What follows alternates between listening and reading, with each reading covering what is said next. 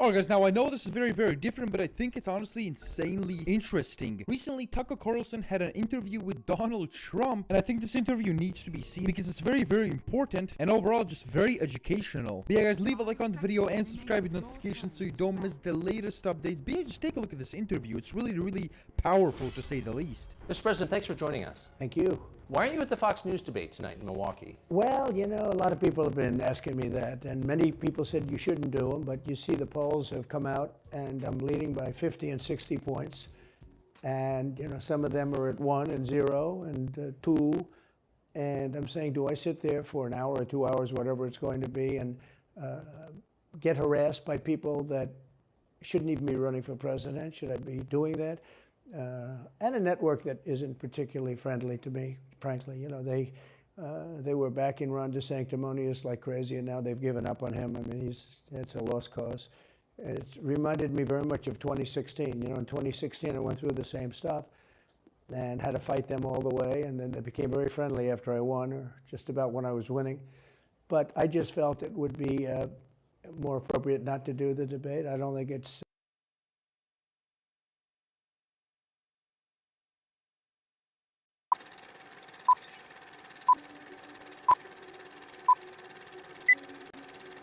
My fellow Americans, I come to you today with an urgent matter that requires our immediate attention, as we already discovered. Andrew Tate and Tristan Tate, both United States citizens, have been imprisoned since more than 2 months without any evidence to support any charges brought against them. This is a clear violation of their basic human rights, and we cannot let this go unchecked. As a nation that values justice and fairness, we cannot sit idly by while our fellow citizens are subjected to such mistreatment.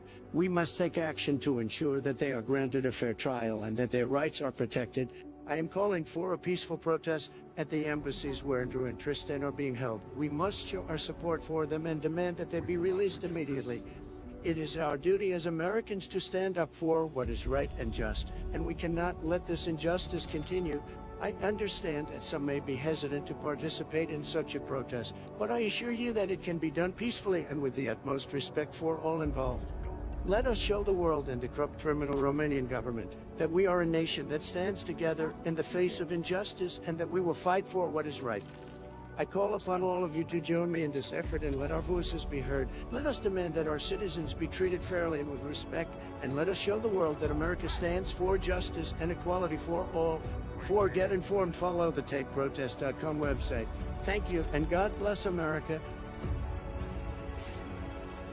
Alright guys, so what do you think of Donald Trump's plan? I think it's not bad. You can visit the website. And finally, someone with a higher power is speaking up against this injustice. I hope Trump's plan actually works. But yeah guys, for daily updates on the Tate case, leave a like on the video, subscribe with notifications. That's it, and I'm out.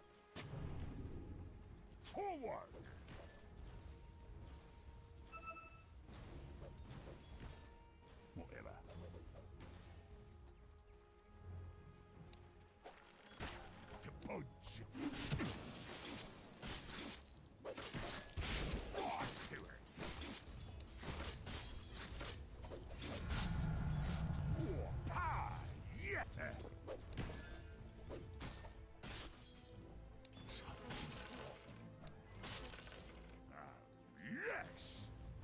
Denied.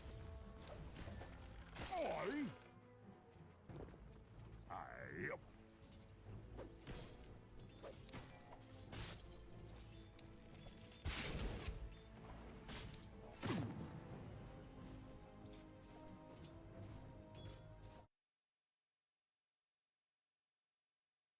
right to do it. If you're leading by 50, 60, I have one problem leading by 70 points, and I'm saying, why am I doing it? And I'm going to have 8 people, 10 people, whoever made the debate, I don't know how many it is, but I'm going to have all these people screaming at me, shouting questions at me, all of which I love answering, I love doing, but it doesn't make sense to do them. So I've taken a pass, as you probably noticed. Well, I did. I'm grateful that you did. It's interesting, though, because you spent a lot of your career in television. Yeah. You had a top show in television on NBC. But you don't feel the need now running for president to do television, obviously. Do you think television is declining? Well, according to a poll that I guess we just saw, it just came out where it's down like 35%, but I think they were referring to cable. I think cable's down because it's lost credibility. MSNBC, or as they say, MSDNC, is so bad. It's so wrong what they write and what they do and what they say. It's, it's fake news, as I said. I think I came up with that term. I hope I did, because it's a good one. It's not tough enough anymore. It's corrupt news. Really what you do is called corrupt news, but somehow that doesn't play as nicely, but it is corrupt news. So you have MSNBC and you have CNN, who's absolutely doing no ratings at all. I mean, they're dead. But they're doing none because they don't have credibility. They really don't have credibility. Fox is way down, as you know. And the good old days are long ago. I will say this, it could come back, but they just don't have a lot of credibility, Tucker. You know that perhaps better than anybody. I think it was a terrible move getting rid of you. You were #1 on television, and all of a sudden we're doing this interview, but we'll get bigger ratings using this crazy forum that you're using than probably the debate or competition. When you say there are people on stage who shouldn't be running for president, who do you mean? Well, I don't want to really use names, but it wouldn't matter too much. A guy like, I call him Ada Hutchinson. It's Asa, but I call him Ada. Why do you call him Ada? I could tell you, but I don't want to get myself in a little trouble. But he's weak and pathetic, and he was, I never understood the guy, never knew him. He was the governor of Arkansas, not a very popular guy. I don't know how but that state is such a great state. The people are so incredible in that state, and they love me and I love them. How does this guy get elected governor of Arkansas? But he's nasty always, and has been. A guy like Chris Christie, the guy left with a 8%, think of it, 8% approval rating in New Jersey. Now he's running for president, and he runs solely on the basis, oh, let's get Trump. He's like a savage maniac. He's like a lunatic. And that's all he talks about. His poll numbers are very, very low. He's about 2%. What's he like? You know him well. Well, I've been friendly with him over the years, but I couldn't give him a job because I just never trusted him very much. I was just never one of his people that really trusted him. I never gave him the job, and that's one of the reasons he feels so hurt and so betrayed. And I understand that. I really do. I understand it, but I never gave him. He wanted to be different things. He was looking at different elements of the administration, and I decided I didn't want to do it. And now I'm glad I did, because you see, but we had some great people. I had great people. We'll have even better people if we do this, because now I know Washington. Before I didn't know Washington. But guys like Bill Barr were terrible. I mean, they were, I would say, Bushies.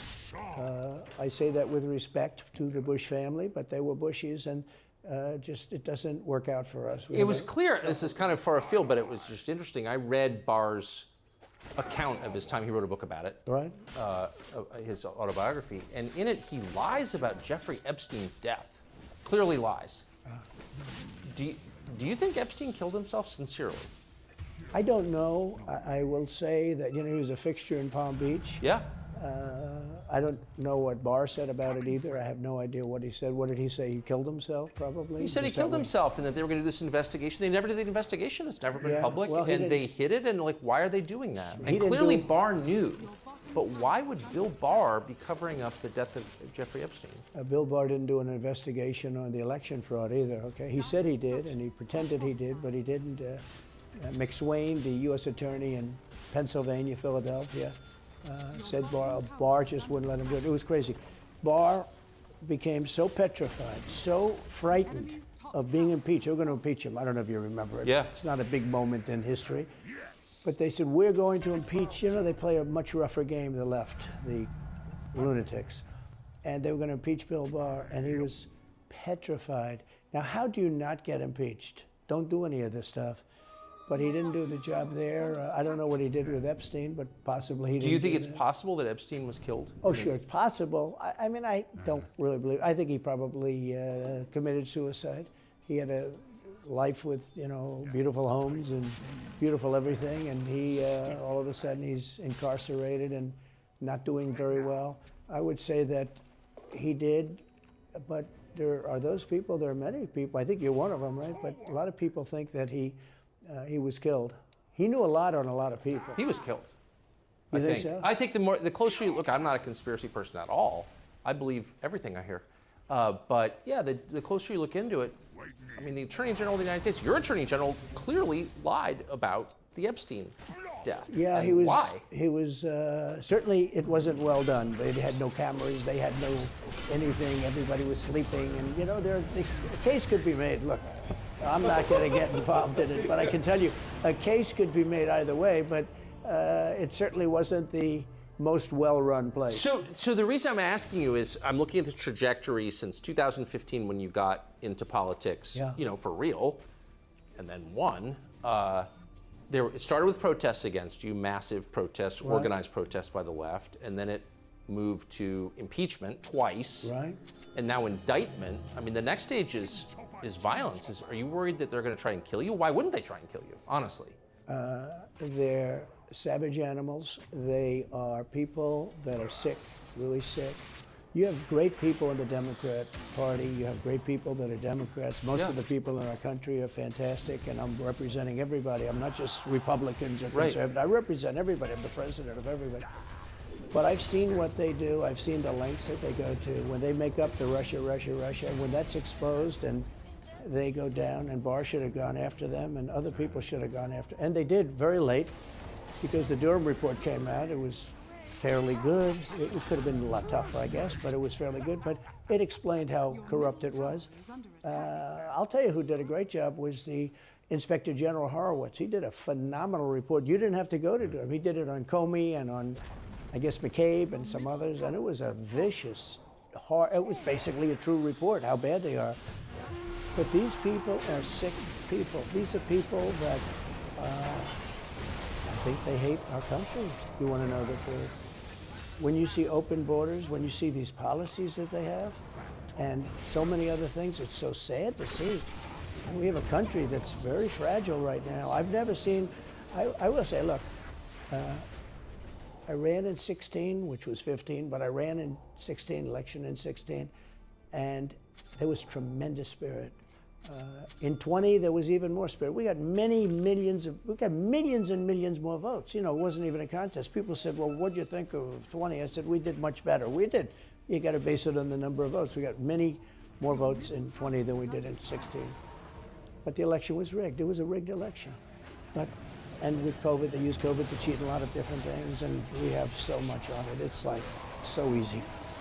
But we had judges that didn't want to look. We had people didn't want to get involved. They called you, she's a conspiracy theorist if you say anything about the election. But I have never seen spirit like there is right now. Even coming down here, just the people on the road that are just absolutely going crazy.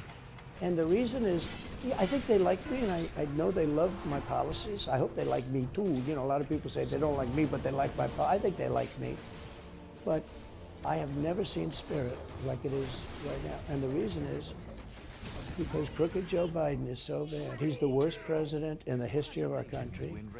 I don't think he's going to make it to the gate, but you know, you never know. But he's a corrupt person, so corrupt that I took the name off Hillary. You know, I don't do two people at one time. I took the crooked Hillary and I retired the name. It was a good day for her. I bet she was very happy. And I used it for Joe because it's crooked Joe. But Joe is really... But you don't think he's going to make it to November of 2020? Well, I think he's worse mentally than he is physically. And physically, he's not exactly a triathlete or any kind of an athlete. You look at him, he can't walk to the helicopter. He walks, he can't lift his feet out of the grass. You know, it's only 2 inches at the White House, right? It's not a lot. But you watch him, and it looks like he's walking on toothpicks. And then you see him in the beach where he can't lift a chair. You know, those chairs are meant to be light, right? They're like 2 ounces. You lift them up. He can't lift the chair. He can't walk to the chair. And I don't know what they're doing with the beach. You know, this beach is seeming to play a big role, but they love pictures of him on the beach. I think he looks terrible on the beach. He looks terrible on the beach. Skinny legs. Well, he can't walk through the sand. You know, sand is not that easy to walk through, but when he walks through it, he can't walk through the sand. And there's somebody in there that thinks he looks fabulous at the beach. I think he looks horrible at the beach. Plus, the beach doesn't represent what the president's supposed to be doing. He's supposed to be working. He's supposed to be getting us out of that horrible, horrible war that we're very much involved in with Russia and Ukraine. You could do that. You could do that very easily. I believe you could do that I don't believe he could do it because he's just incompetent. But that's a war that should end immediately, not because of one side or the other, because hundreds of thousands of people are being killed. Can you imagine you're in an apartment house and rockets are going into that building and blowing it up and knocking it down? And who can, why should anything, why should anybody, human beings, these are human, whether they're Russian or Ukrainian or whatever they are, it's got to be stopped. And it can be stopped very easily. It would have never started. If I were president, it would have never started. So back to Biden, I'm interested. So you think he's failing? He obviously is failing. I think it's clear to everybody. But that would make Kamala Harris the candidate? Well, not really. I mean, I guess they'd have maybe a free-for-all. A lot of people say she has to remain for certain reasons the candidate. She has to. I don't think that's true, actually. I don't think that other people would stand for it.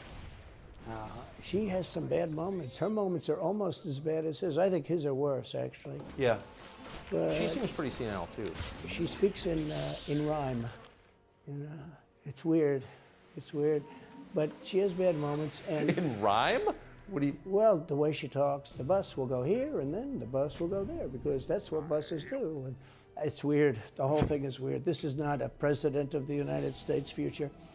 And I think they probably have some kind of a primary and other people will get involved.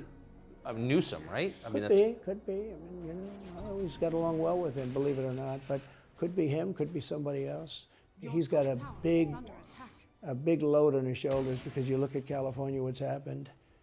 But I don't know if the American people really, the people that vote for him, I don't even know if they care. You know, you look at so many of the things that are going on, and people don't seem to be, in the old days, if you had a bad record, it meant a lot. Today, if you have a bad record, it doesn't really mean anything. You know, he looks good, he's a nice looking guy, speaks well. But Biden, every time you watch him talking, it's like he's walking on eggs. You're waiting for him to collapse. And he almost always does. And I got to know the leaders of all of the countries, essentially, but the big ones. And the bigger, the tougher the leader. You know, it's like sort of, I guess maybe that's the way it's supposed to be. But I got to know President Xi of China and Putin and Kim Jong-un, North Korea. Did a great job with North Korea, kept us out of a nuclear war. We would have 40,000 dead soldiers right now. They'd drop a nuke right on top of the military base. But we have 40,000 soldiers over there. And I did great. I got along with him great. So good. That's a positive. You know, the press said, he said nice things about Kim Jong-un. I also said horrible things at the beginning. Horrible enough that he wanted to talk. And we talked and we met in Singapore. We met actually twice. And we had unbelievable meetings. I know him very well. We were in great shape with him. What do you think he and Xi and Putin think of Biden? I think they can't believe it. I think they probably say this is some kind of a system. You know, they had great respect for our country. They respected me. They had great respect for our country when I was there. Every one of them. Look, if you go to North Korea, you take a look at what happened. You know, the Olympics was dead. South Korea spent billions on the Olympics. Nobody was going to go. They didn't want to get blown up. They called me and they said, we are going to let the Olympics proceed. This is North Korea. I said, you should go into the Olympics. Put your athletes in. It wasn't like, you know, they were big on athletes because, you know. Famine. But they went in and they actually participated. And within about 2 days, the entire thing was sold out. And if it wasn't me, that would have never happened. But I got along very well with him, and it's a positive thing. He does have massive nuclear power, by the way. And if Hillary would have gotten in, or if the Obama thought process continued, it would have been a nuclear war, absolutely, with North Korea. He was expecting to go into a war, and it would have been a nuclear war. So do you think the rest of the world looks on at Biden and thinks someone else has got to be running the government? Well, somebody else has to be. I don't think he's capable of doing anything. Look, when I debated him, I said, how come, and this was in front of probably not a friend of yours, Chris Wallace. He was the moderator. Not a friend. I said, why is it? He wants to be Mike, but he doesn't have the talent. It's one of those bitchy little man. He wanted to be his father, but he didn't have the talent of his father was great. His father, little fussy man. His father interviewed me in 60 Minutes. It was actually a 10. Can you believe it? No, I totally believe. His father had talent, at least. I may have been the only guy that he gave a good 60 Minutes to. He was rough. Really? His father was tough. He was great, though. He was great at what he did. But Chris Wallace was so upset. He was guarding this guy who wouldn't do a show, by the way. You know, he wouldn't do. I figured I didn't mind Chris Wallace because Biden wouldn't do a show. And it was very obvious. You know, he kept asking him and asking, but he wouldn't do the show. So I figured he's got to like me. But he came from a different planet. But remember when I asked the question, why is it that the mayor of Moscow's wife is allowed to give you $3.5 million? Don't forget, that was brought up. Now it's brought up all the time, but that was brought up by me long before anyone ever heard of it. I said, the mayor of Moscow's wife giving you $3.5 million. What did you do to deserve $3.5 million? To Biden. And Chris Wallace said, this has nothing to do with the debate. I mean, he got in the way of the question. No, it was crazy. And I said, well, wait a minute, he got $3.5 million from the mayor of Moscow's wife. Now, people forget that, but if you go back and take a look, you will see. And Chris Wallace didn't want me to ask that question. I said, I think it's a very appropriate question. It turned out to be much more appropriate than people thought. Amazing. So do you have a preference in, assuming you're the Republican nominee and all goes as you plan it to go, do you have a preference in who you run against? In many ways, I'd love to run against him because his record's so bad. You know, it's still horrible when you look at the inflation and everything else, but others also have very bad records. I mean, California's a bad record, so, you know, should it be Gavin or should it be somebody else? When I look at San Francisco, what's happened to that incredible city? That was one of the greatest cities in the world just a short while ago, and now it's very sad when you look at it. Los Angeles, every city practically, all the Democrat-run cities. You know, Republican-run cities are doing very nicely because they arrest people when you have crimes, and they don't go after political candidates because they think it's good. You know, I mean, it's like been amazing. My poll numbers are the highest I've ever had. But because people understand it. Can I just ask you, that gets back to my original question. So if the protest didn't work, you got elected anyway. Yeah. Impeachment didn't work twice, obviously. Indictment is not working. Your poll numbers go up. When they raided Mar-a-Lago in August of last year, your numbers went up. They can indict you 20 times, and you're not going to lose the Republican primary because of that. Well, so it makes it look even more ridiculous. I mean, the 4 indictments, maybe there'll be more. I don't know. These people are crazy. But they're counterproductive. So if you chart it out, it's an escalation, is what I'm saying. So what's next? After, you know, try to put you in prison for the rest of your life, that's not working. So, like, don't they have to kill you now? I think the people of our country don't get enough credit for how smart they are. And I'm not sure I would have said this 10 years ago, but they get it. They really get it. When somebody gets indicted, your poll numbers go down. When somebody gets indicted, you announce, ladies and gentlemen, I'll be leaving to spend time with my family and to fight for the rest of my life on this stuff. But you're out of politics. I got indicted 4 times. All trivia, nonsense, bullshit. It's all bullshit. It's horrible when you look, and you look at what they're doing. The boxes hoax, I'm covered by the Presidential Records Act. I'm allowed to do exactly that. He's not covered, and he's got 25 times the number of boxes. And he's got them stored in Chinatown. He's got them stored in a flimsy garage underneath his Corvette at Penn. And by the way, at Penn, he gets millions of dollars. China pays this guy millions of dollars. See, I think he's the most corrupt president we've ever had. And he also has the distinction of being the most incompetent. And I believe both. I mean, he's both incompetent and corrupt. So and I actually believe he's compromised because China knows so much about him. They know where the money comes from. They know where it is, who paid it, and they probably paid it. Well, they do pay Penn, and he gets $1 million. I think he takes $999,000 because, keeps it a little bit under $1 million, like by $1. But he, in many ways, is a Manchurian candidate. We have a Manchurian candidate.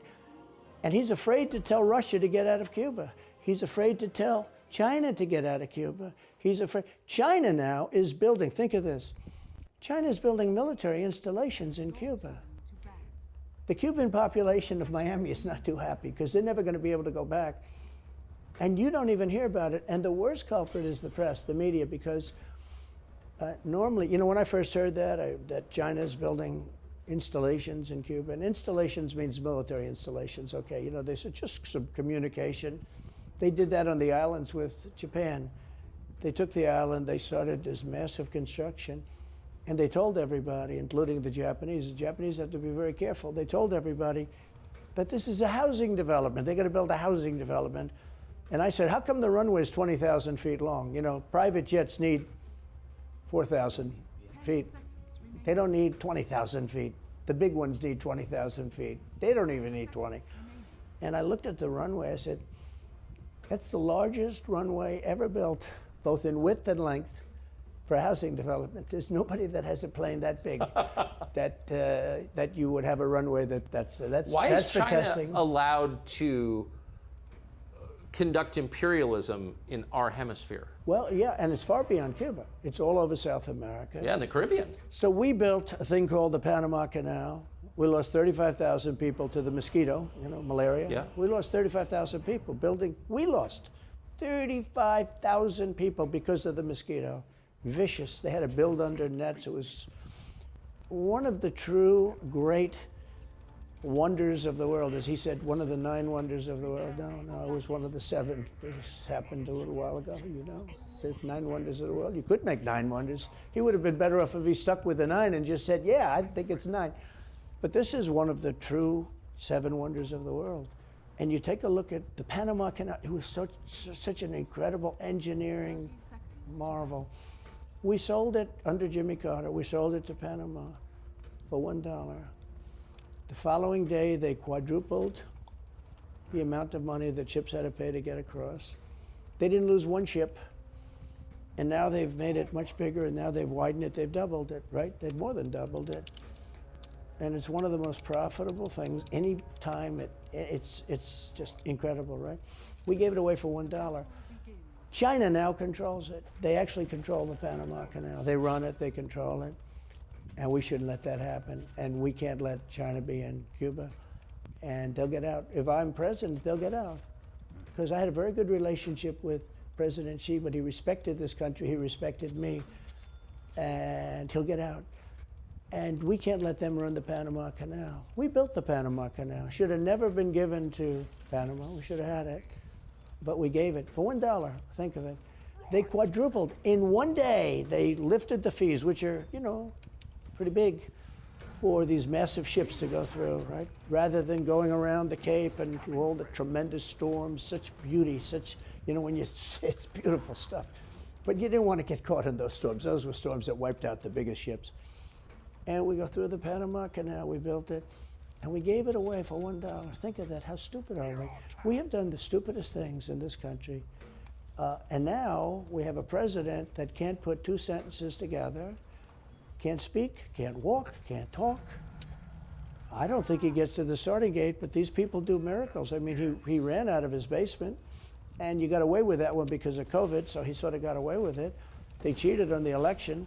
But you have people that are very smart, but they're fascists and they're radical left lunatics, and they're destroying our country with the all-electric cars and the windmills all over the place, which, by the way, don't work, and they're all, most of them made in China. For the most part, they're made in China. Germany a little bit, but China.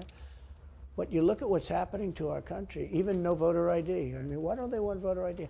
There's only one reason they don't want voter ID, because they want to cheat. I mean, who doesn't want, you know, the Democrat convention, the last one, they had voter ID that was this big. It looked like a prison card, this big on their chest. You walked in, they had your picture, your this, your fingerprint. They had everything. The most incredible voter ID I've ever seen. That was to get into the Democrat National Convention. But to get in to vote, if you buy groceries, if you buy practically anything now, you have ID on a card, credit cards or otherwise. But don't you think it's racist to have to show your ID? Well, they probably say that. They use anything not to show ID, because voter ID is pretty simple. And we could go back, and we should go back to all paper ballots, voter ID, same-day voting. You know, France did it. France had mail-in ballots, and it was terrible. Anytime you have mail-in ballots, you're going to have massive cheating on your elections. Anytime, but not just the presidential election. Anytime you have... Isn't that the whole point of them? Yeah. So you can cheat? Oh, yeah, sure. It's their whole point. That's their whole point. They want to cheat. Yeah. They have to cheat because their policies are so bad that if they didn't cheat, they couldn't get elected. Who wants open borders? Who wants high taxes? Who wants high interest rates? Who wants to not be able to use a gas stove or have to drive an electric car, which, you know, you have a 4-hour drive, but the car only goes an hour and a half, so you have to charge it. The happiest moment for somebody in an electric car is the first 10 minutes. In other words, you get it charged, and now for 10 minutes. The unhappiest part is the next hour, because you're petrified that you're not going to be found another charger. People, I'm saying, if people, I'm not knocking electric cars, they're fine. They're fine. But if people want to buy a gasoline car or a hybrid, hybrids are pretty good actually, but they should be allowed to buy, they don't want to do any of this. So right now, California's in a big brownout because their grid is a disaster. The grid all over the country is sort of a disaster, but the grid in California. And yet, they want to have in a very short period of time millions and millions of cars going off that grid, essentially. It doesn't work. So plug your car into a grid that's failing. You should be able to buy an electric car. You know, electric cars could be fine if you drive short distances and you want to have, you know, whatever, and you have plug-ins everywhere you go. They could be fine. But you got to have gasoline cars. You got to have everything. Let people buy everything. Now there's the new thing is your heating systems in the house. They don't want you to have a modern-day heating system. They want you to use a heating system that will cost you at least $10,000 to buy and won't work very well. You know, none of the stuff works as well. One of the things I did with EPA is you have states, many states, most of the states have so much water. You know, it comes out of heaven, right? The water pours down and you have it. It's there. It's got to go wherever it goes, into the oceans, whatever. It's not like a big problem. Now, in some states they have a problem. You know, you have some desert areas and all, and for that it's okay. But they have sinks where no water comes out. You turn it on, no water comes out. No water comes out of the shower. No water is allowed to go into the washing machine for your dishes or for your clothing or what. And I avoided all of that. Wait, they have sinks where no water comes out? Sure, you have restrictors. When I say no water, very little water. You want to wash your hands, right? Yeah. And you've seen this, and you turn on the sink and it's very little. Or you want to wash your beautiful hair, right? And you're standing under a shower. Then the suds never go, the water comes out very slowly. I'm sure you've seen this. It usually takes place in new hotels and new homes. Yeah, you take a drill and take the they have limiter out. Well, you can, but now they make it so you can't do that so easily. They have a restrictor. It's called a restrictor. And it restricts the water from coming out. So I ended all of that. And you have to see these, they let the water come out. You know what people do? They wash their hands like 5 times longer. Or in the washing machine, they'll press for their, let's say the dishwasher. They'll press it. Then they'll press it about 7 or 8 times. Yeah. They'll end up using more water, and it still won't be very good. I met with the head of Whirlpool. They were practically going out of business during my administration, and they said to me, from Ohio, incredible, great state, I love Ohio. They were really doing badly because people were dumping washing machines all over, mostly from South Korea, but also from China. And he was explaining it's just a terrible situation. I said, let me ask you, how's the quality? He says, we're better, but they are good enough quality. But, you know, of course he's going to say that. But, you know, they are better. He said, but they don't allow us. They're dumping these machines. They're cutting us in half. They're killing us. And on top of it, the government won't let us use water in our machines. I mean, he shows me like a quarter of a bottle of water. That's supposed to be washing clothing. And I freed it all up, and I put tariffs on these countries that were selling and the machines coming into the country. And that company went from all the washing machine companies, they make washing machines, they make dryers, they make all of the different machines that do this kind of work, including dishwashers. And they went from a disaster area to being just thriving. But can I ask They love me in that part of Ohio. Well, I bet they do, but why should EPA, no one at EPA was elected by anybody, Yeah. Why do they have the power to decide how much water your washing machine uses? Shouldn't Congress in a democracy get to vote on that? Yeah, you could say that.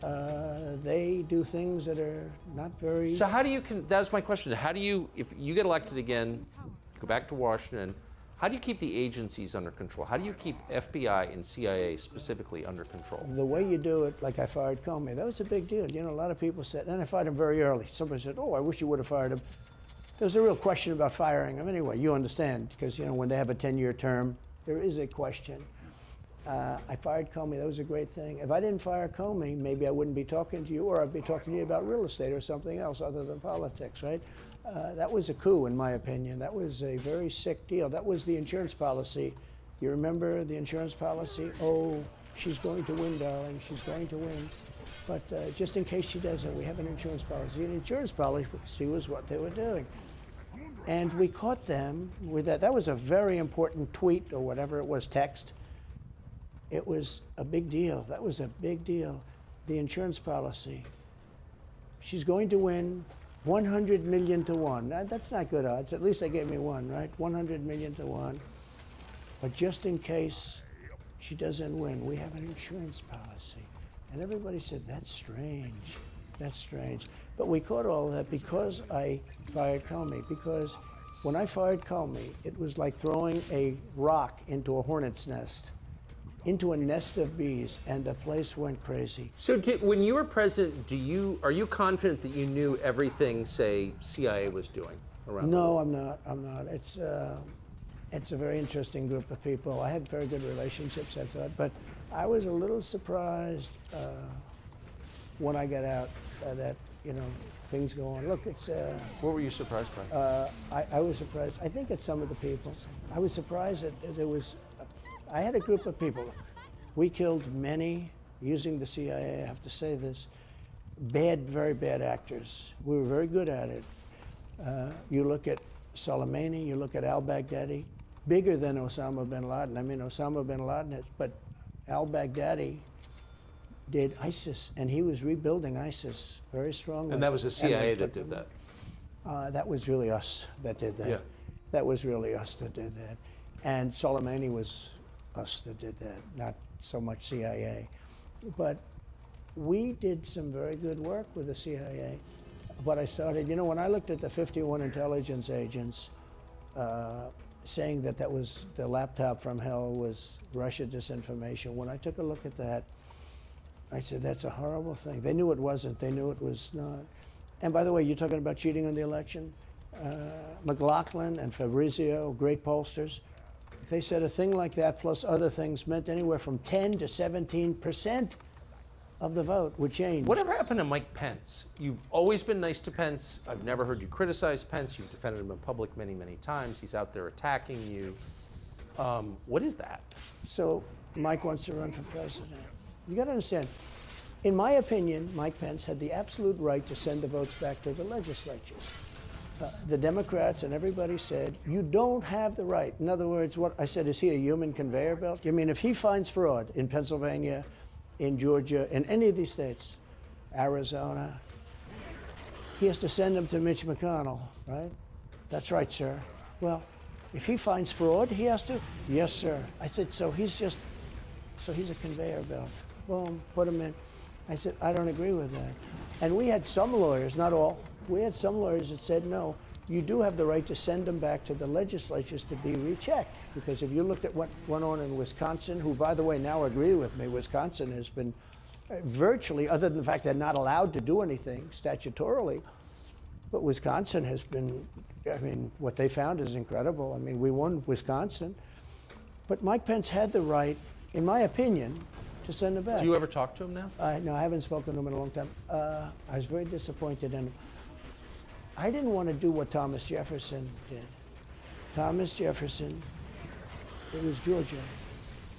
And it was, hear ye, hear ye, the great state of Georgia is not capable or allowed to tabulate their votes. And Thomas Jefferson, who was the vice president, said, is Georgia sure that they cannot tabulate their votes? Georgia is sure. He didn't send it back and have them redo it. He said, we will keep the votes of the great state of Georgia for Thomas Jefferson and his president. I didn't ask him for that. Could have done that too, but I didn't. I thought that would be turmoil. I asked him to send him back to his legislature, to the legislatures, in Wisconsin, let's say. But why didn't he? I mean, you'd worked together for 4 years. You're the president. He's VP. You say you're aligned on everything. I think he got very bad advice. I really do. Now, let me tell you what happened. I sat there with a few people. I think his lawyer was in the room too. His lawyer was very much against it. There were other lawyers that felt you could do it. It was one of those things. I think you could have done it. I think you can always do something if you see fraud or if you see problems. But it's very interesting. So after the election was over, the rhinos got together with the Democrats And they redid the election, so you couldn't do it anymore. So then I called the people. I said, so in other words, you're saying I was right. You could do it. Yes, you could do it. In other words, they took the Voting Act and they redid it so the vice president no longer has the power to do what I said he could do. So when that happened, I said, wow. So, and you know, you'd look some of these Democrats in the eye and they'd say, he has absolutely no right to do it. And immediately after the election, they met rhinos, could name them all, and Democrats, and they approved legislation that takes away the right of the vice president to do it. So I said, so you're saying I was right. The vice president did have the right to do it, and they said, yes, he did. So if you're saying they stole it from you last time, why wouldn't they do the same this time? Oh, well, they'll try. They're going to be trying, yeah. But, and not only me, you know. Look, DeSantis is out. I think he's gone. So he was at a level. People have figured him out. He's gone. But if somebody else got in, other than me, they'll go at him just as viciously as they did me. These people are sick. They will go after them. And a lot of people say they won't be able to hold up. I do get credit for holding up quite well, I must tell you. I think it's... How do you do that? How do you get indicted, you know, every week and stay cheerful? I think it's a lot easier because I'm so high in the polls, because it means the people get it. The people see it's a fraud. The people see it, like this horrible district attorney from just a little while ago, from essentially Atlanta, it's Fulton County. She said, basically, I don't have any right to challenge an election. Well, what about Stacey Abrams? What about Hillary Clinton? What about all of these Democrats that are still challenging my election? The same people that are saying he's challenging an election challenged my election. And they did it with slates. They did it with all sorts of things. They were very bad about it. But basically, they're suing me, and they're saying, you don't have any right to challenge it. If you challenge an election, we're going to indict you and put you in jail. So what they're doing is they've weaponized, and don't kid yourself, the DOJ and Biden and the whole group, they're watching all of this stuff. They love the local stuff. You know, the DA in Manhattan. Not only that, they put one of the DOJ top people into the Manhattan DA's office to run things. They don't even have a case against me. It's not even a case. Everyone says, even the Democrats say, you can't bring these cases, you have no case. The Attorney General or the District Attorney, Fannie Willis, in Atlanta, she's getting killed. Basically, she's saying Trump doesn't have the right to criticize an election. But you've been around long enough now. You've seen many elections criticized. I mean, Hillary Clinton goes crazy. Every time she talks, she says, he's not the president. Jimmy Carter said, he's not the president.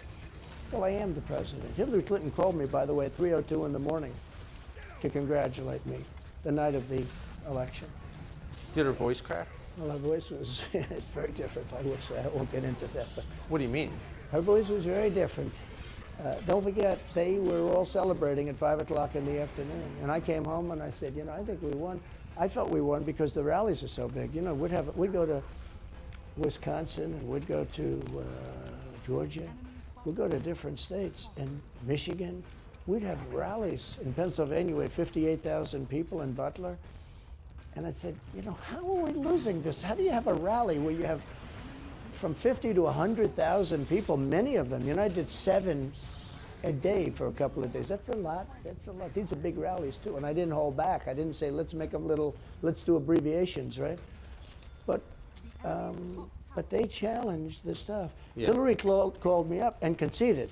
Now, the word is that Obama said you have to do that. But she called up and totally conceded. But now, you know, every time you see her on television, she's saying, like, well, she's challenging the election. Do you think... So that would mean that she should be indicted, but that would mean also that Stacey Abrams in Georgia should be indicted, because she still thinks she won the election for governor. She still thinks that. She's never recanted. And do you think Stacey Abrams will be indicted for that? No, of course not. She won't be. The Democrats don't get indicted for things like that. They don't get impeached. No, it's a different thing. With that being said, yes, I had great support when they did impeachment hoax #1 and impeachment hoax #2. Jim Jordan, the House was fantastic. And actually, the Senate was very good for me, other than, you know, Mitch McConnell. I think if he had, it's too bad I endorsed him. He was begging. He was going to lose that race, and I endorsed him, and he ended up winning the race because of my endorsement. He was down. He was going to lose to Amy McGrath. She was $90 million in cash, all set to go. She was leading by 3. He was going down. I did him a favor, and then 3-4 months later, he really wanted to impeach me. He's a bad guy. But if you look at what's going on politically, so interesting. The level of loyalty is different in politics than it is in normal life, I will say. With that being said, I've had great loyalty also. But the House was fantastic. The Senate was very good. You know, they overrode Mitch McConnell. Mitch McConnell, in my opinion, was trying to get senators to impeach me, especially for the second one. And on the first one, he acted very, very slow. Should have gone much faster. But Mitch McConnell wanted to, and the senators went up to guys that are subservient to him because he gives money. You know, he gives them money. He gives them a lot of money. He raises some money and he gives it to them, and therefore they do what he said. That's the only form of leadership he's got. So last question, if you're elected president again, what's your number one priority? When you ran last time, you said, I will build a wall. This time, your bottom line top promise to the country. So you can do numerous things at the same time. Of course. But let's say number one is a border and taking hundreds of thousands of criminals that have been allowed into our country and getting them out and bringing them back to their country, Guatemala.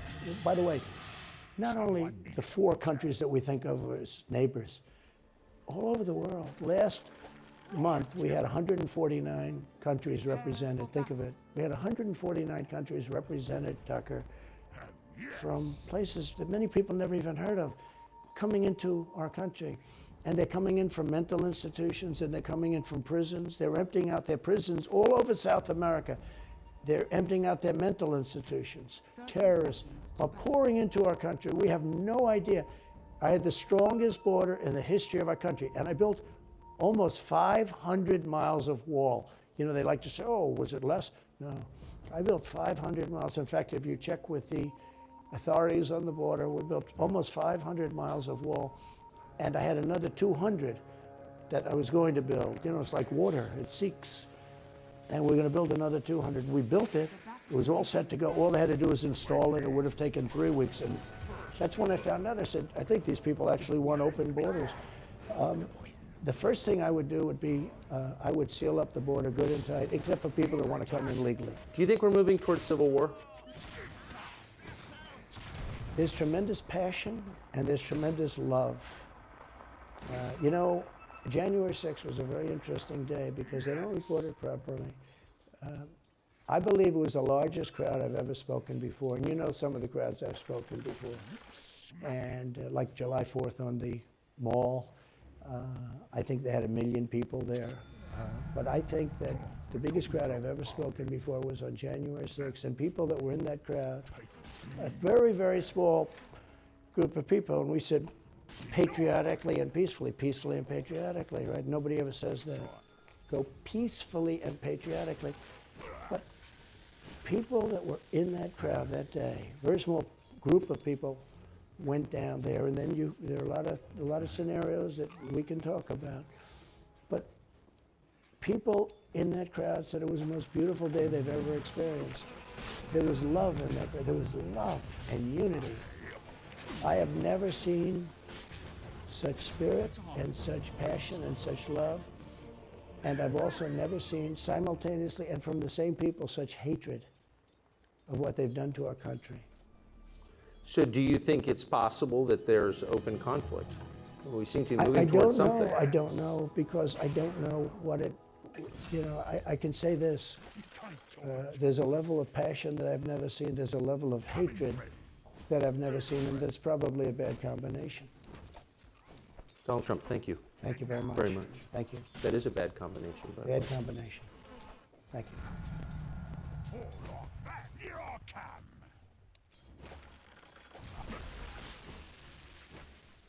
On the 9th of August, 1999, Russia's President Boris Yeltsin announced a new acting prime minister. Most Russians had never heard of him. And in a poll, just 2% said that they'd vote for him to become president. Exactly 1 month after Yeltsin's announcement, a massive explosion in an apartment building just half an hour's drive from the Kremlin killed more than 100 people. Less than 4 days after that, another apartment bombing less than 4 miles away killed 119 people. The morning after the second bombing, the Speaker of the Russian Parliament paid tribute to the victims that had died in the city of Volgodonsk. But he'd made a mistake. Volgodonsk is 700 miles away from Moscow, where the bombing had actually happened. So when a car bomb actually exploded in Volgodonsk 3 days later, things got even weirder. But there was no time for questions. Russia was under attack. The new prime minister quickly ordered a massive bombing campaign against separatists in the war-torn region of Chechnya, even declaring that we'll waste them in the outhouse. 6 months later, the new prime minister was elected president by a grateful Russian nation. His name was Vladimir Putin. And since he took power, he has not let go. He has had his enemies killed, started wars, and destabilized the global order. But for someone so dangerous and so important, we know surprisingly little about him. Who is Vladimir Putin really? Why did he invade Ukraine? What's the real story behind those apartment bombings? And why is he actually weaker than ever? The Moscow apartment bombings are a key part of Vladimir Putin's rise to power. And don't worry, I'm going to talk more about them. But to truly understand how he became the man he is today, you need to understand the organization that molded him, the KGB. The KGB was one of the main instruments of Soviet state power. It operated totally above the law, spying on dissidents, carrying out espionage, and acting as a secret police force. And because the Soviet Union had lots of enemies, the KGB needed lots of agents. One of the best places to find them was in the country's most prestigious universities. That's exactly where they found a young law student at Leningrad State University named Vladimir Putin. They waited until he graduated before recruiting him in 1975. Lots of KGB agents joined because they basically had no choice. When your country's notorious spy agency asks you to join, it's kind of hard to say no. But Putin joined because he wanted to. He spent his first few years with KGB pushing papers in a gloomy office in Leningrad. But his first big break arrived when, in the early 1980s, he was summoned to Moscow to attend the agency's elite Foreign Intelligence Training Institute. That's right, it was basically a professional development course for Soviet spies. After he learned how to be a better spy, Putin was assigned to Dresden, deep in the heart of East Germany. As the boundary between communism and capitalism, East Germany was a rich source of Cold War intrigue and information. This is building number 4, Angelika Strasse. Today, it's the regional HQ for an esoteric spiritual movement. But during the Cold War, it was the local KGB station. And for the last 5 years of the 1980s, it was Vladimir Putin's office. His mission was to recruit Communist Party and Stasi officials, compromise visiting Westerners, and travel undercover to West Germany. It also involved stealing Western technology. Despite being first to space and shocking the West with Sputnik, by the 1980s, the Eastern Bloc was lagging way behind the West.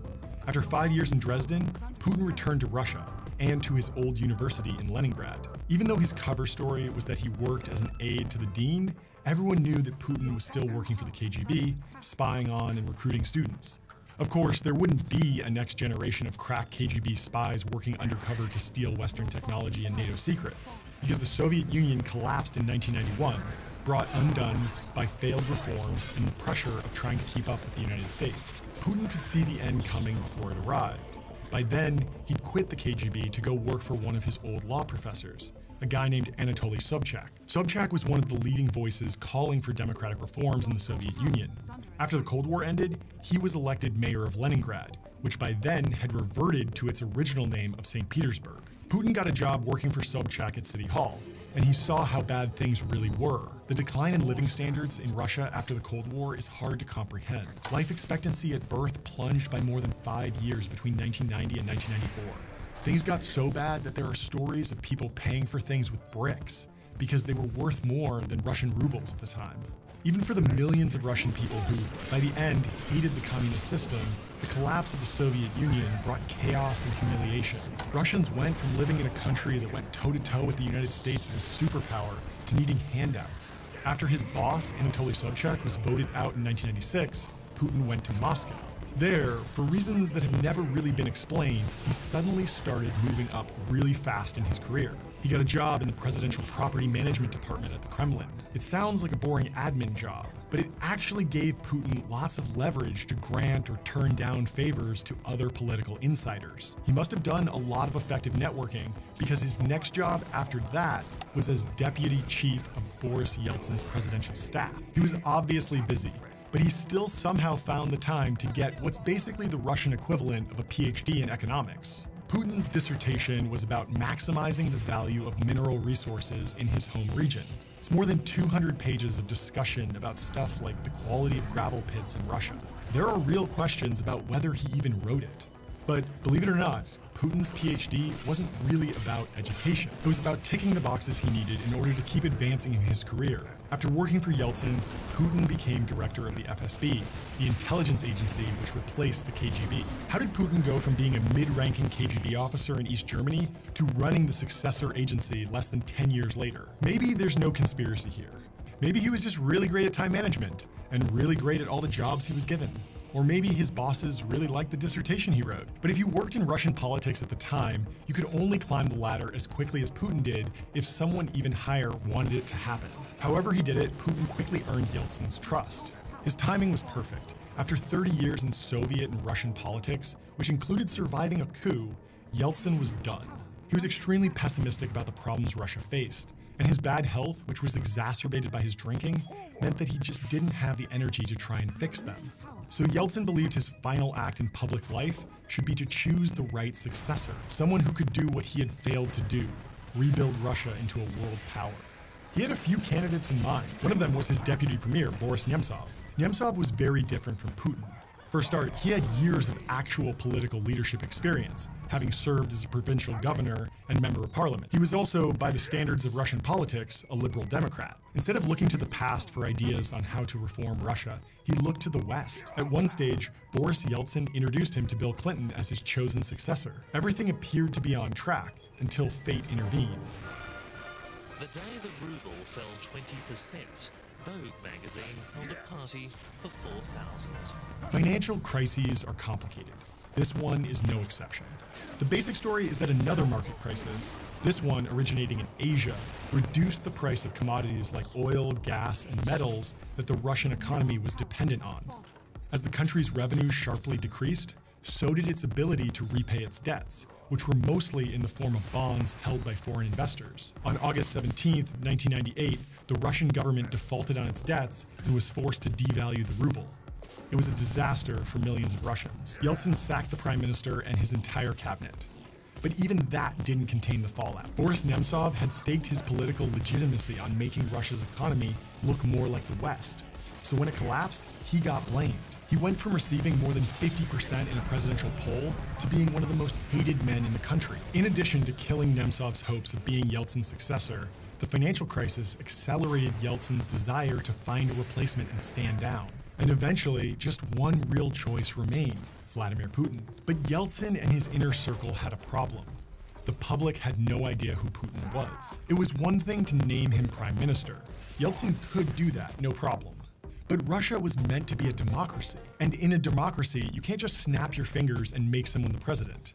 They actually had to win an election. Putin had no profile. He wasn't a reformer like Nemtsov. If people had even heard of him, they probably associated him with the KGB. If Russian elites wanted him to win an election, they needed people to know who he was. Which brings us back to those bombings I mentioned at the start of the video. They're a key part of Vladimir Putin's rise to power. So let's construct a timeline.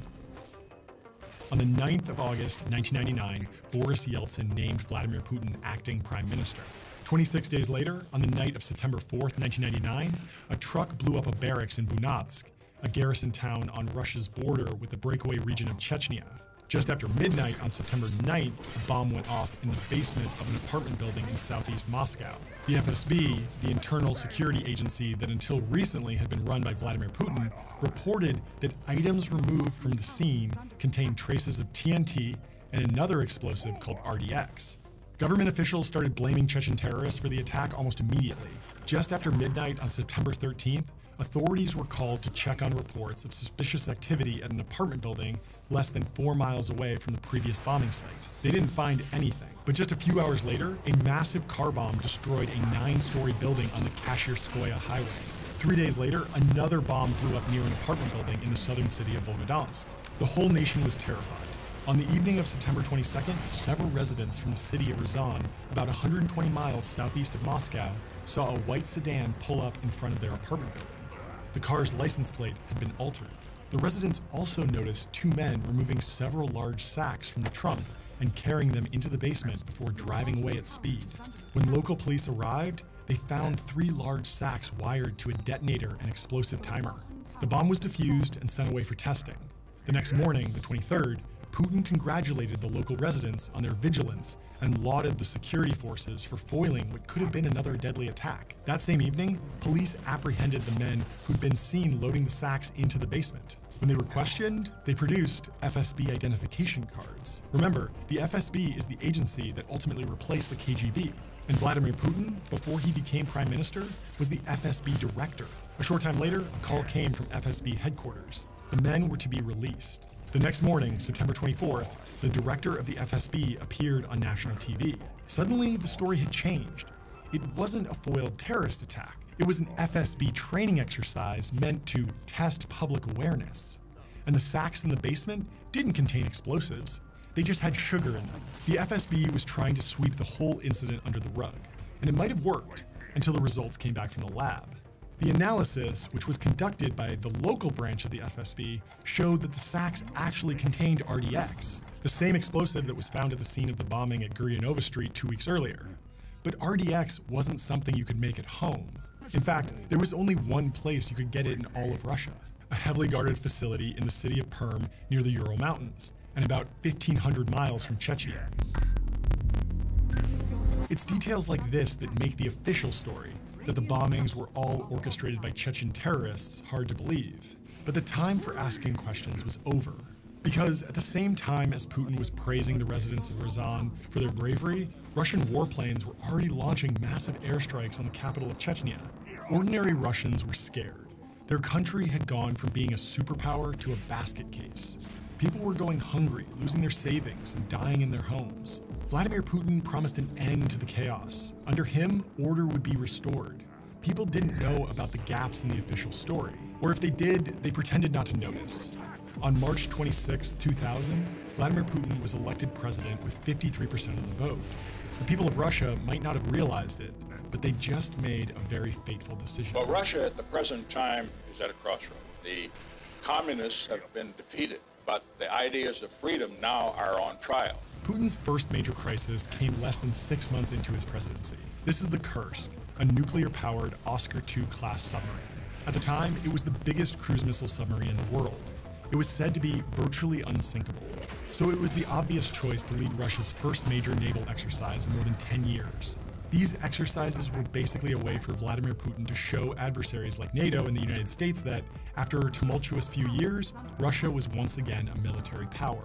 At about 11 a.m. on August 12, 2000, deep in the Barents Sea, the crew of the Kursk were given clearance to launch 2 dummy torpedoes at the Peter the Great battlecruiser. But the torpedoes detonated prematurely. At 11:29 a.m., nearby Norwegian seismic detectors registered the explosion. 2 minutes later, another much larger explosion was detected. The Kursk sank to the seabed. Amazingly, the U.S. Defense Secretary William Cohen knew about the accident before the Kremlin. The international community quickly offered assistance to try and save any crew who might still be alive, but the Russian government refused all offers of help. Publicly, they said they had everything under control. In reality, they knew the Kursk and its crew were in big trouble. It took 16 hours to locate the Kursk after it sank, and 2 days before officials publicly acknowledged that anything was wrong. When they did, they said it was just experiencing minor technical difficulties. In truth, any crew members who survived the initial blast were rapidly running out of air. Where was Vladimir Putin in all this? Well, he was on vacation. He actually wasn't even informed of the accident until the day after it happened. The Navy kept telling him that they had it under control and that there was a strong possibility that the accident had been caused by a NATO vessel. If the cover-up was bad, the rescue attempts were even worse. The Russian Navy repeatedly failed in their attempts to get into the submarine. From his seaside resort, Putin finally agreed to accept outside help, but it was too late. By the time Norwegian divers finally opened a hatch to the submarine, there were no survivors. On August 21st, the Russian Navy was finally forced to admit the truth to the public. The Russian media strongly criticized the government response as inept, and their explanations as totally unreliable. Putin decided to meet with family members a full 10 days after the sink-in. Access to the meeting was tightly controlled. State media's broadcast of the meeting showed only Putin speaking, but inside, the reaction was furious. Two journalists who got in by posing as family members witnessed distraught widows and mothers screaming at the president and demanding to know who would be punished for the disaster.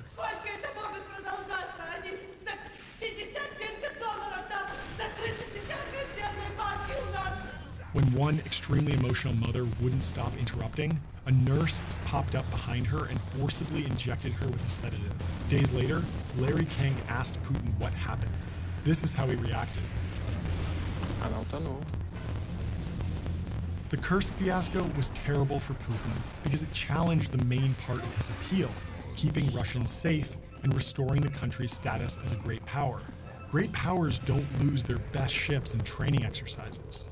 And his response made it look like he didn't really care about the people who died or the effect it had on their families. Still, for the first few years of his presidency, most world leaders either didn't see that side of Putin or didn't care. I found it to be very straightforward and trustworthy.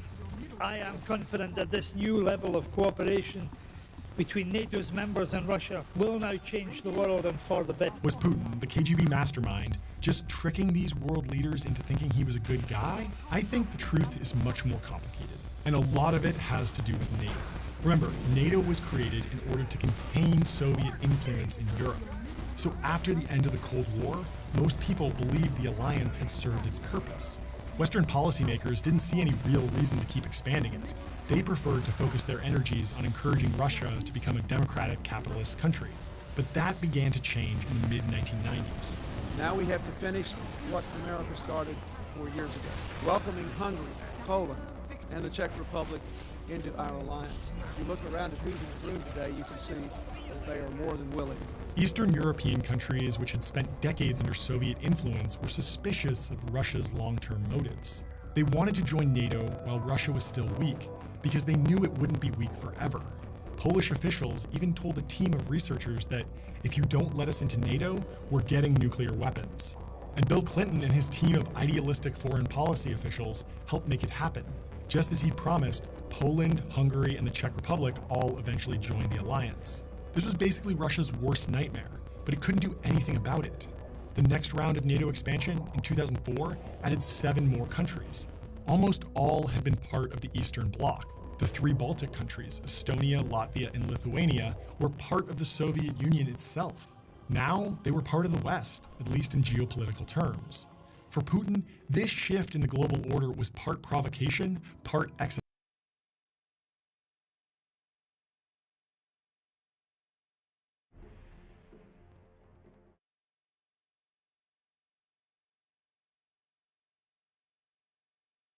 It feels like eternity we've been screaming the truth to the world, and it's remarkable that we get proved right time and time again. And when we say something new is coming, people still look at us like we're crazy. I mean, how many times do we have to be correct? And we're now building 2 camps. We have the camps of losers and winners, and the winners are telling the truth, and the losers are just adopting all of the slave mind programming. And unfortunately, it's becoming more and more dangerous now to even say the truth, because these losers band together like hyenas and attack anybody who stands up and tells the truth, like they've attacked you and like they've attacked me. They literally want to turn us into pod people. Oh, absolutely pod people. And pod people can't have any remnants of warrior spirit inside of them because they're not going to be able to live in their pod. So this is the point. The world's over in 2030. Why go to the gym? Why get strong? Why work hard? Why get rich? Why be funny? Why be charismatic? Why do anything? It doesn't matter. The world's gonna end. Sit in your pod. How dare you? And all of these leftist policies are designed to create a slave class of people which have no interest in trying to preserve the sanctity of the nations they live within. The people who are in charge of the planet, who are in charge of global finance and make all the important decisions and who are in charge of money, they are called globalists for a reason. They have no particular interest in any one country. All they care about is control and maximizing profits. And I don't think many people understand that. You will own nothing. And you will be happy. The globalists are threatened by men being independent because they can't be pushed around and controlled. If they don't have men in the way, the globalists are going to be able to rule over us. They want us all miserable on antidepressants, eating the bugs, watching the TV shows. Because then when something happens down the street that's not supposed to happen, we don't care. That's all war ever is, and life is war. We are fighting a war right now, and there's a war against our minds. That fucking interview is over the top. That's fucking the best shit we ever done. While other networks lie to you about what's happening now, InfoWars tells you the truth about what's happening next.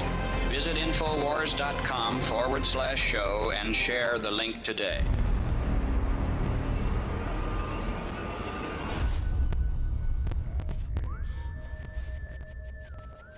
Well, ladies and gentlemen, we've got the biggest interview you can get. Thank you so much for joining us today.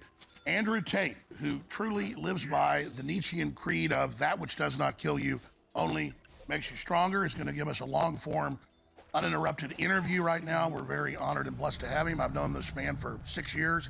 He has incredible integrity, and he's completely innocent of all the fraud that has been thrown at him. I personally have experienced the same tactics. So has President Trump. So is Julian Assange and others. This is how the CIA operates, and make no mistake, this is a CIA operation that has all the hallmarks, and Mr. Tate, I know, can recognize that as well because his father was in the Central Intelligence Agency and world champion chess player. He is a multi-time world champion, a heavyweight kickboxer, and of course the most Googled man in the world. When he stood up to Greta Thunberg and the carbon taxes, well, you know the rest of the story. So we're going to cover all the big political events in the world, and the Trump indictments, and the open borders, and the global central bank digital currencies. We're going to cover the war in Ukraine. We're going to cover it all. But first, I want Andrew Tate on the record, uncensored, unfiltered, to our massive audience, and undoubtedly tens of millions more that are going to watch this, to talk about what's really happening to him and his team, and where he believes all this is going, and how we can support him. Andrew, great to have you with us. Brother, I've known you for such a long time. We've been talking the truth for so long. It feels like eternity. We've been screaming the truth to the world. And it's remarkable that we get proved right time and time again. And when we say something new is coming, people still look at us like we're crazy. I mean, how many times do we have to be correct before people understand they should listen to us before it's too late? Absolutely. I know that you've got to be careful, not that you've done anything wrong, but they spin everything you do. When they first arrested you, they spun it that, look, a pizza box. They found his secret lair, as if you were hiding from anybody. You'd already been absolved of any wrongdoing 9 months before. That had been in the news, but now they were back again. So the listeners want to know how you're doing, what's coming up, and how they support you. Yeah, it's a pretty standardized tactic. Any man who is successful in the world is going to have a degree of history with females, and that's the way they attack you. It's an attack vector. You just named it. They did it to you. They've done it to Trump. They did it to Assange. They're trying to do it to me. As soon as they want to get rid of you, they will try and accuse you of the most heinous crimes, because sexual crimes are heinous. It slanders your name, which makes the process itself a punishment. It doesn't matter if you're found innocent at the end of it, because they've slandered you for years anyway. The process is a punishment, which is why they choose sexual crimes. They're also extremely subjective, hard to prove. They don't need any solid evidence, and they can go through your entire personal history and try and blackmail and bribe females who you once knew to turn on you in an attempt to destroy your life. So it's a very common tactic.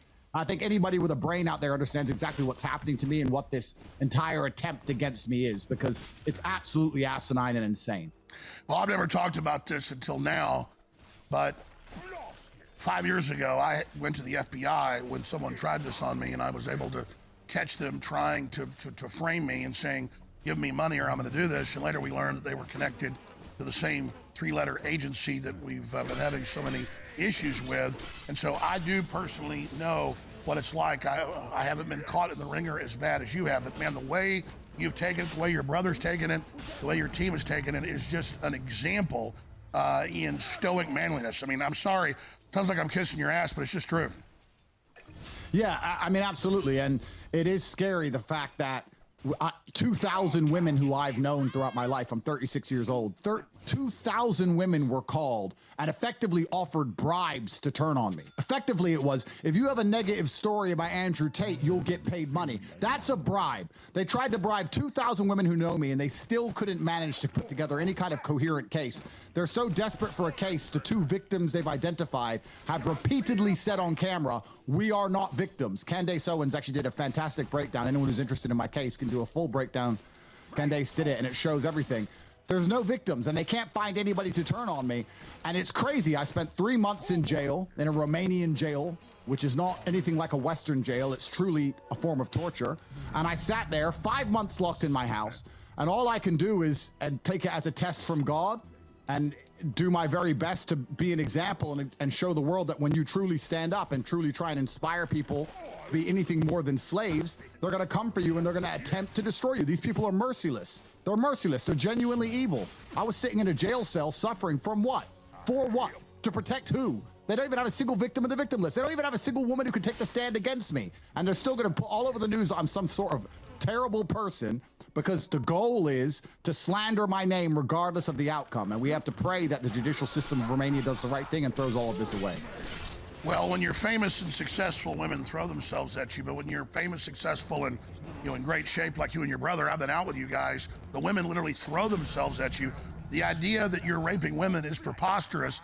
Then they put out some old video of you spanking your girlfriend when she asked her to. I think I spanked my wife 2 nights ago. She asked me to. And then the woman comes out and says, no, it was a joke. And they call that evidence of you abusing a woman. It's ridiculous. It is ridiculous, and it's just weaponized virtue. The problem they're having is that we're telling the truth, and we're repeatedly telling the truth. And we have morals and we have standards, and we're standing up for what we know is right, and we're standing up for God, and we're doing the right thing. So how do they attack us? It's very difficult to say we're not principled or intelligent or correct. So instead they have to say we're bad people. So to say somebody's a bad person, what you do is you weaponize a virtue. You say he's misogynistic, or he's homophobic, or you find some virtue and you put it into a bullet and you shoot it at them. And it's all just character assassination tactics. They can't say we lie because we tell the truth. And we keep repeatedly being proven telling the truth. So instead they have to assassinate our characters. That is their primary goal and objective. And that's why the process itself is a punishment. I tell you, the BBC, in the 18 months the BBC have been printing about me being a human trafficker, because they've done an article a day, every day for 18 months. 3 staff members of the BBC have been caught committing sexual crimes.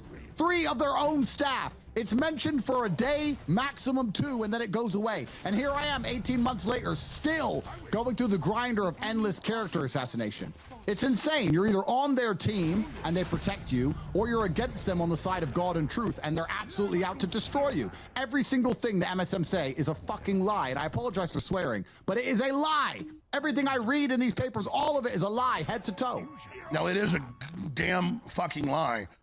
And at a certain base level, though, you've got to have a feeling of success and satisfaction to be the most demonized person in the world now, even surpassing myself and in many cases Donald Trump, and to have school curriculum, not just in the UK, but now it's turning out around the West, teaching young boys that you're bad and they shouldn't read you or watch you or listen to you. Don't these idiots know it's having the opposite effect? When I'm at a grocery store or at church, teenagers run up and say, oh, Andrew Tate. Don't they know this is backfiring? Well, absolutely it's backfiring, because that's the worst thing you do to a teenage boy, say, don't watch this man. And the thing that they don't understand, because these people are so disconnected from reality. All of these people are genuinely disconnected. They don't understand that my message makes people feel better. I teach men to be strong. I teach men how to make money. I teach men how to be confident, how to be motivated, how to be disciplined, how to be diligent, how to be hardworking. If a man adopts these qualities and applies them to his life will get better. This isn't a matter of just consuming content on the internet. This is a matter of people's lives genuinely changing their day-to-day reality. If that happens, if somebody's day-to-day reality changes because they're a fan of me and they listen to my content, who do you think you are to come along and tell them to stop and go back to misery? It's never going to work. It's never going to work. And the reason I'm so heavily demonized is not because the things I say It's because I am so massively influential. And when I'm teaching these young men, these young boys, to have any degree of standard for themselves, any degree of parameter for what they will accept inside of their minds, they see that as a threat to the slave programming. If a man stands up for himself and has self-respect, he doesn't want to wear a mask because he respects himself. He doesn't want to take antidepressants. He respects himself. He doesn't want to eat the bugs. He respects himself. They don't want men to have self-respect. We're not allowed to have self-respect. We have to sit there and be completely empty vessels waiting for the slave programming to be plugged in, so we'll comply. That's all they want, is compliance. And that's why me, as a man who stands up and says, listen, you should become as strong as possible, you should believe in yourself, you should be motivated, and you should also try to make as much money as possible, because money is a very important weapon in the fight against slavery. I am seen as public enemy #1 for genuinely improving people's lives. That's how evil these people are. Let's unpack what you just said, because it's so true. The average millennial doesn't want to drive a car, doesn't want to have money. They're living with their parents. They say they have no vision of the future. That's been instilled in them by the social engineers, by the social architects. I don't think that we are discussing climate change the way we need to be discussing. We are in the midst of climate change right now, and it is only going to get worse. The world is going to end in 12 years if we don't address climate change. The scientists also tell us you have 12 years in which to answer that question. 12 years within which to act. Like, this is the war. This is our World War II. We have 12 years to turn this around. We are less than 12 years away from not being able to undo our mistakes. 10 years that we have left to us. Within the 10 years that we have left to us, we don't have more than 10 years to get this right. A little more than 10 years from now. There is no justice and there is no combating climate change without addressing what has happened to indigenous communities. I speak to you as a human being, a woman whose dreams of motherhood now taste bittersweet because of what I know about our children's future. You have stolen my dreams and my childhood with your empty words. This is about our lives. This is about American lives. That our community will be uninhabitable, will not sustain human life along this current trajectory. I am here to say our house is on fire. It's a crisis that could, at its worst, lead to extinction. We are in the beginning of a mass extinction. People are dying. People are suffering. People are dying. How dare you? We're still putting 162 million tons into it every single day, and the accumulated amount is now trapping as much extra heat as would be released by 600,000 Hiroshima-class atomic bombs exploding every single day on the Earth. That's what's boiling the oceans, creating these atmospheric rivers and the rain bombs, and sucking the moisture out of the land, and creating the droughts, and melting the ice, and raising the sea level, and causing these waves of climate refugees predicted to reach 1 billion in this century. Look at the xenophobia and political authoritarian trends that have come from just a few million refugees. What about 1 billion? We would lose our capacity for self-governance on this world. We have to act.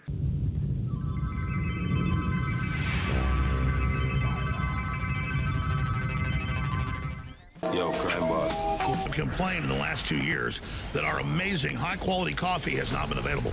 And that's because the prices went up too high for the raw beans and the quality had gone down some. I turned down so many companies that wanted to work with us. But now, we have brought back the coffee, and it's even better from a national supplier that's veteran-owned and veteran-operated. It's powered by the company Minuteman Coffee.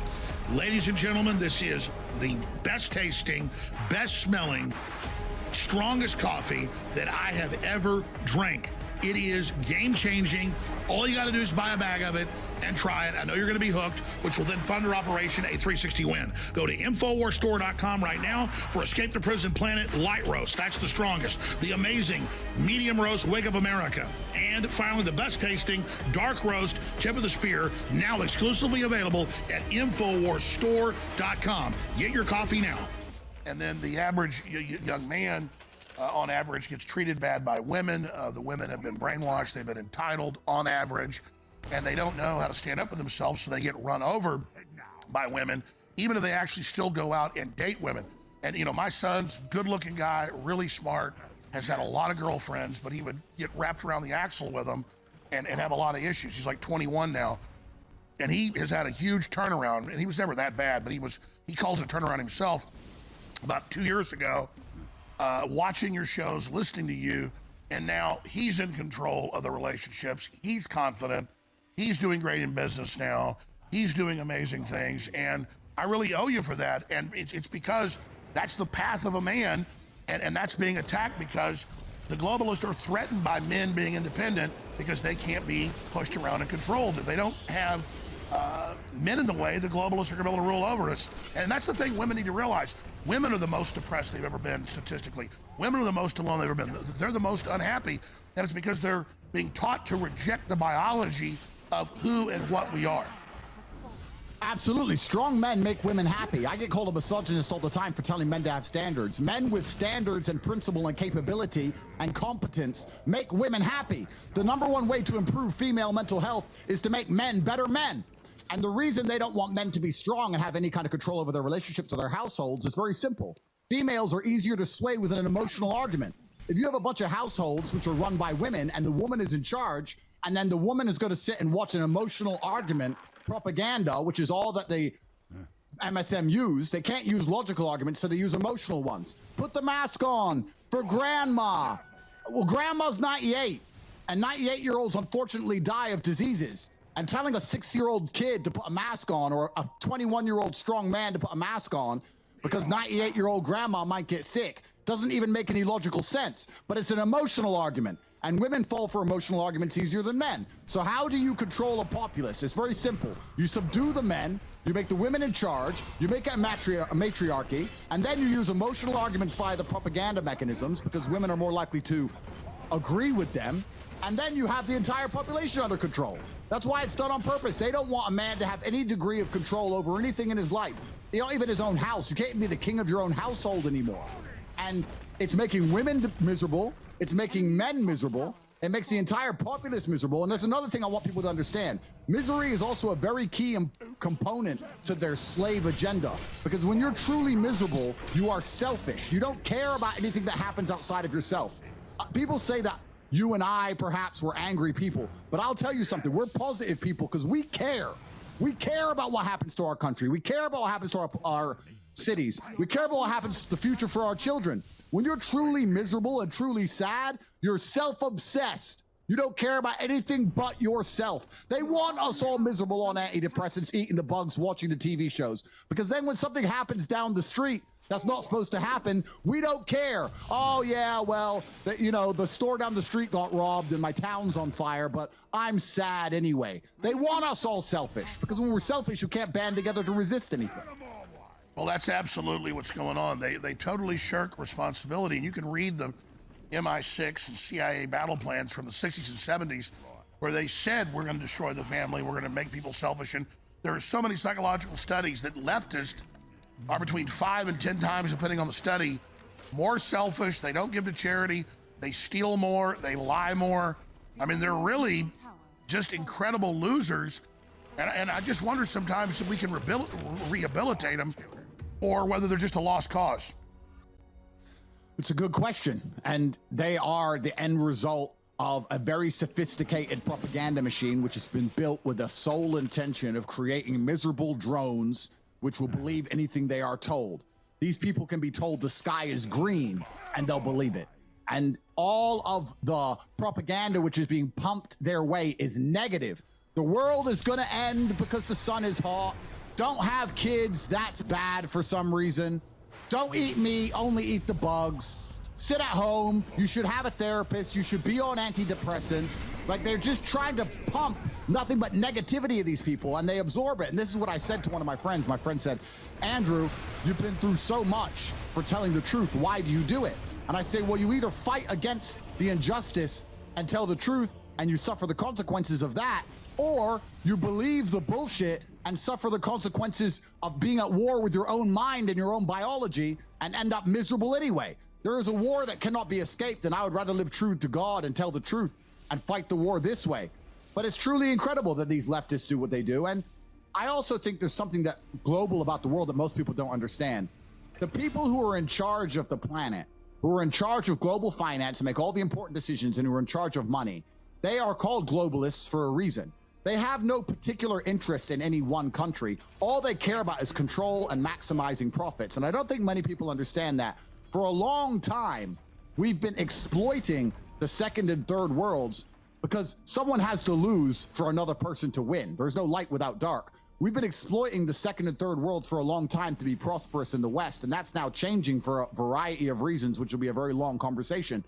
But the globalists have no problem exploiting the first world and simply turning it on its head, destroying the societies of America, destroying the societies of Europe, doing whatever they need to do to make endless and forever profit, and they'll simply move to a penthouse in another part of the world. They have no problem to move to Africa, or they have no problem moving to the Middle East. They have no problem to live in Asia. As long as they get forever profits and billions of dollars, they'll let Europe burn. And all of these leftist policies are designed to create a slave class of people which have no interest in trying to preserve the sanctity of the nations they live within.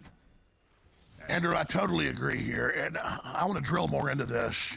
When you see Al Gore and King Charles and AOC and Beto saying, hey, the world's going to end in 2030, and then statistically the young people say, well, I'm not going to get a job or live or have kids because my life's over, that is literally a psychological warfare virus that's been put into their minds, and it's just preposterous. I've looked at the heat records. The hottest heat in the U.S. was back in the 19-teens, the 1930s. The hottest temperature ever at Death Valley was 134. It hit 130 this year. They're lying, and there's headlines, don't go outside, it's too hot. They literally want to turn us into pod people. Oh, absolutely pod people. And pod people can't have any remnants of warrior spirit inside of them because they're not going to be able to live in their pod. So this is the point. The world's over in 2030. Why go to the gym? Why get strong? Why work hard? Why get rich? Why be funny? Why be charismatic? Why do anything? It doesn't matter. The world's going to end. Sit in your pod. Wait for the food delivery. That's what they want from all of us. They want all of us to have absolutely no ambition and to sit there and be slave-minded. And it's very difficult to resist enslavement if you need the government to eat. I think all governments on the planet are constantly trying to encroach on the freedom of their populace, trying to get closer and closer to some version of communism where you have to absolutely and utterly comply or you literally do not have food to eat.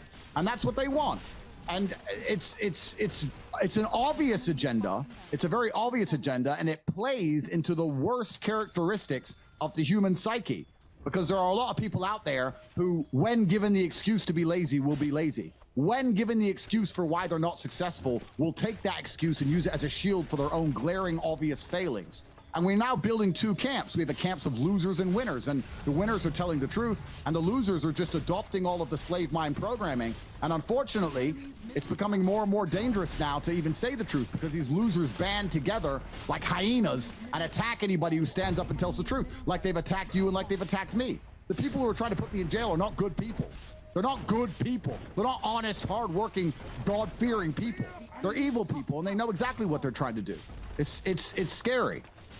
Let's expand on that because this is really the heart of the whole thing. You talk about how you and I and many others have been right about predicting what would happen. It's now here, so our credibility's way up. 95% of the comments I see about you are positive everywhere. Young people I talk to, old people, stuff I see online, but also in the street, nobody's buying it. And it's because you talk about real issues.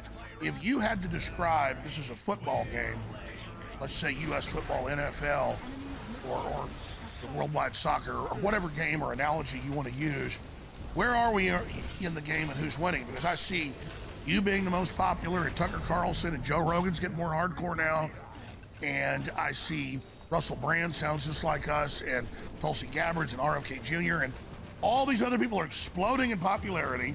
We all have the top shows. The left doesn't have anybody in the top 10. Not even the top 20.